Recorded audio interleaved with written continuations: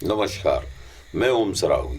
Media हम news के कार्यक्रम ना काहू से दोस्ती ना काहू से बैर में आप सभी का स्वागत है। आज हम बात करेंगे कि हजारों लाचार गरीब जीते जी सरकारी सूची में कैसे मर गए। यह भी गजब राज की अजब कहानी है। मामला है निरीह गरीबों का, गरीबी रेखा के नीचे जीने वालों का। सर्वे के नाम पर अब उनसे गरीबी का यह हक भी चिंता नजर आ रहा है। गरीबी की मददगार योजनाओं के नाम पर सरकारें बनती हैं और जब उनकी मदद का मौका आता है तो सर्वे होता है। सर्वे करने वाले सर्वे के दौरान मनुष्य के स्थान पर अवतारी पुरुष बन जाते हैं। गरीब आदमी गरीब है या नहीं, जिंदा है या मर गया, यह सब उनकी मर्जी पर निर्भर है। यदि अवतारी पुरुष की कलम चल गई कि अमुक आदमी गरीब नहीं है तो नहीं है, चाहे वह दाने दाने को मोहताज भले ही हो। ऐसे ही यदि उनकी कलम ने कह दिया कि अमुक आदमी मर गया, मर चुका है, तो वह कुछ भी कर ले जिंदा नहीं माना जाएगा। उसे अपने जिंदा होने का प्रमाण देकर सिद्ध करना होगा कि वह अभी मरा नहीं है। तो गजब राज की अजब कहानी में आज जिनकी भूमिका विरोध करने की है या जो जगाने की है लोगों को, उसमें भाई मिथिलेश जैन जी हैं, जिन्होंने जो नगर निगम कटनी के प्रतिपक्ष नेता भी रहे हैं और जिला शहर कांग्रेस कमेटी के अध्यक्ष हैं। नमस्कार भाई मिथिलेश जैन जी, एक बात सामने आई है कि गरीबी रेखा से नीचे जीवन यापन करने वाले लोगों के सर्वे के दौरान कुछ गरीबी रेखा कार्ड रद्द हुए हैं, कुछ लोगों को मृत घोषित कर दिया गया है। तो ये बात कहाँ तक सही है और यदि सही है तो कहाँ तक जायज है, ये बताओ। भारतीय जनता पार्टी के राज्य में जो अधिकारियों ने गरीबी रेखा के नीचे निवास करने वाले व्यक्तियों का सत्यापन का काम किया, उस कार्य में इतनी गड़बड़ियां हुई हैं कि मेरे पास प्रमाण है इस बात के, मैं नाम सहित बता सकता हूं कि जीवित व्यक्तियों को मृत बता करके उनको अपात्र कर दिया गया। जो व्यक्ति वार्ड में रहते हैं, अपने घर में रहते हैं, उन व्यक्तियों के बारे में ये लिखकर कि वो घर में नहीं मिले, अपात्र कर दिया गया। कई व्यक्तियों का ये लिख दिया कि ये राशन लेने नहीं जाते हैं, अपात्र कर दिया गया। श्यामबाई प्रजापति एक विधवा महिला है, पति का नाम खूबचंद, कुम्हार मोहल्ला की निवासी है, विश्राम बाबा वार्ड की। वो जीवित है, वो कल मेरे पास आई, उसके बारे में लिख दिया कि ये मर गई है, अपात्र कर दिया। सुनीता सचदेवा जो कि लॉरेंस लाइन की रहने वाली है, उसको मृत बता दिया। ऐसे सैकड़ों लोग हैं जो जीवित हैं, जो राशन ले रहे हैं, जो गरीब हैं, जिनमें विधवाएं हैं, गरीब व्यक्ति हैं, उनको अपात्र कर दिया। ये शासन की कैसी मंशा है कि जीवित व्यक्तियों को आप मृत बता रहे हैं? ऐसी जो दुर्दशा का सबसे बड़ी चीज शासन की मंशा। शासन की अगर मंशा ये है कि सत्यापन सही हो तो उसमें राजनीतिक दलों की और जनप्रतिनिधियों की सहभागिता होना चाहिए। शासन ने आदेश निकाल दिया कि सर्वे करो, सत्यापन करो, और उसके बाद उस सत्यापन रिपोर्ट का वेरिफिकेशन नहीं हुआ। जनप्रतिनिधियों को पता भी नहीं चला कि सत्यापन कब हो गया। वो तो जब लिस्ट राशन दुकानदारों को दी गई और राशन दुकानदारों ने कह दिया कि आप तो मर गए हो, हम आपको गल्ला नहीं देंगे, तब हड़बड़ी मची। हमने पूरे शहर में, पूरे जिले के गांवों में और शहर के वार्डों में हमने जानकारी ली, हमने पूरी लिस्ट बुलवाई, तब हमने देखा कि इसमें इतनी बड़ी भारी खामियां हैं। सरावगी जी, अगर मैं सर्वे करने वाला हूं और मुझे अगर सरावगी जी के इधर सर्वे करना है तो मैं अगर बता करके जाऊंगा कि सरावगी जी मैं इस तारीख को इतने बजे आ रहा हूं, आप मौजूद मिलना, तो उस सर्वे का महत्व है। अगर सरावगी जी मजदूरी करने गए हैं कहीं और मैं पहुंच करके देखूं कि ये नहीं मिले और मैं लिख दूं कि ये नहीं मिले और अपात्र, तो क्या ये सर्वे कोई सर्वे है? ये कोई सत्यापन है? ये तो औपचारिकता है। औपचारिकता इस बात की कि गरीबी रेखा के कार्डधारियों का अपात्र कर दो और उनका जो गल्ला में बचे उस गल्ले को ब्लैक करके खा जाओ और गरीबों की हत्या कर दो।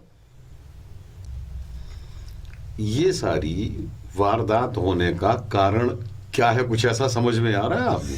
कारण देखिए कि सरकार के पास गल्ला नहीं है, राशन नहीं है गरीबी रेखा वालों को देने के लिए, पात्रता पर्ची जनरेट नहीं हो रही।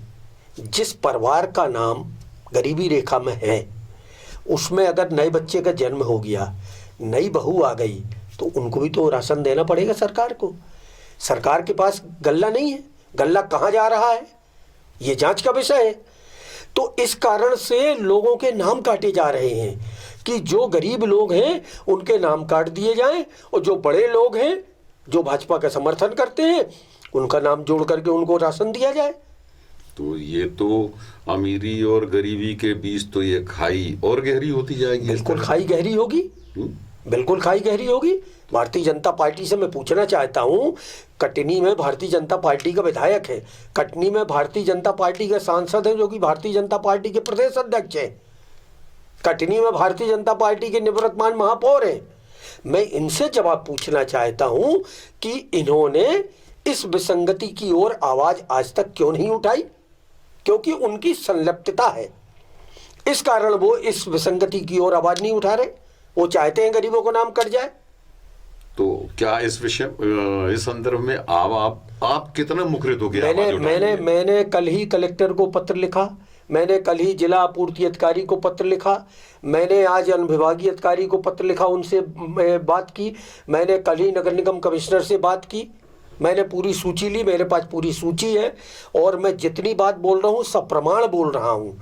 मैं आपके स्टूडियो में खड़ा कर सकता हूँ उन जीवित व्यक्तियों को जिनको मृत बता दिया गया।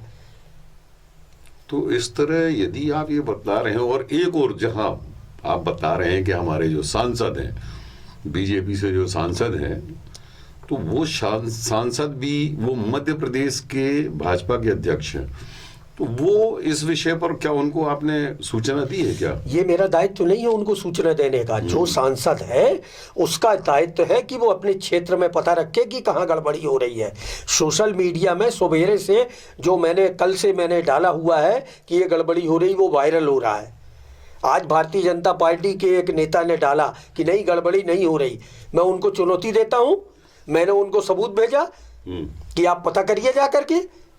आप गड़बड़ी को छुपा रहे हो, गड़बड़ी अगर उजागर हुई है तो उस गड़बड़ी का समाधान करने का दायित्व भारतीय जनता पार्टी और शासन के पर बैठे हुए लोगों का है। अच्छा, इसके अतिरिक्त और कुछ आप संदेश देंगे क्या? हम अगर ये गड़बड़ी किसी गरीब व्यक्ति का नाम गलत तरीके से अगर काटा जाएगा तो पूरी कांग्रेस पार्टी सड़क पे आकर के गरीब के लिए आंदोलन करेगी, लड़ाई लड़ेगी। धन्यवाद। आपने देखा कि अभी जिला शहर कांग्रेस कमेटी के अध्यक्ष भाई मिथिलेश जैन ने एक बात गरीबों की ओर से आवाज उठाने की पुरजोर कोशिश की और ये कहा है कि यदि इस बात पर सत्ता या शासन और प्रशासन यदि इन दोनों ने ध्यान नहीं दिया तो कांग्रेस पार्टी मुखरित होकर आवाज बुलंद करेगी। एक बात, अब यहां एक और बात मैं आपसे थोड़ी सी जानना चाहता हूं कि क्या जैसा कटनी में हो रहा है, आपका क्या समझ है, आपकी क्या विचारधारा है कि क्या प्रदेश में ऐसा पूरे प्रदेश में हो रहा होगा? कोई प्रदेश से अलग नहीं है। भारतीय जनता पार्टी की जो मानसिकता है गरीबों की मदद करने की नहीं है, गरीबी हटाने की नहीं है, गरीबों को हटाने की मंशा है।